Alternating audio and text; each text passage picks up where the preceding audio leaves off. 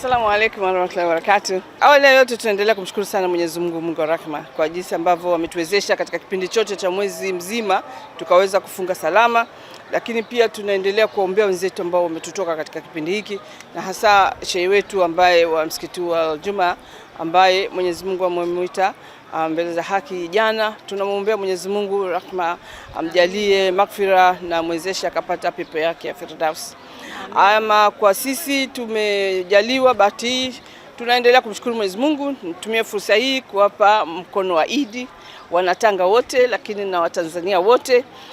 Tuendelee kama ambavyo tumeelekezwa na viongozi wetu wa dini, tuwatembelee wagonjwa, tuwatembelee ndugu na jamaa, tukazuru makaburi, tuwaombee ndugu zetu kule, lakini vile vile tufanye amali njema, tualikane kwenye chakula, na tufanye kama ambavyo tumeendelea kufanya katika siku zote za maisha, kwamba tuwe karibu na wenzetu, tupendane, tufanyiane ihsani.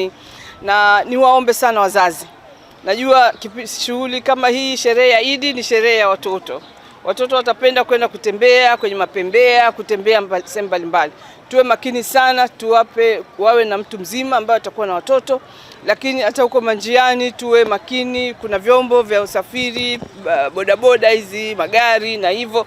Kwa hivyo tuhakikishe kwamba tunakula sikukuu yetu hii ya Idi kwa salama, bila madhara yote, lakini bila kupata kazi yoyote ambayo itatuletea msiba na majonzi. Kwa hivyo niwaombeni sana, amani na utulivu tudumishe, lakini tuendelee kushikamana kwa upendo, na tuendelee kuombea viongozi wetu. Mheshimiwa Rais wetu Mama Samia Suluhu Hassan anatoa salamu nyingi sana kwa Wanatanga, na kwa hakika ni faraja kwetu kwamba rais wetu ameendelea kufuturisha, na sisi ambapo tumepata fursa tumefanya kwa niaba yake, lakini na leo anatoa mkono wa Idi kwa Wanatanga na kwa Watanzania wote kwa ujumla. Idi Mubarak.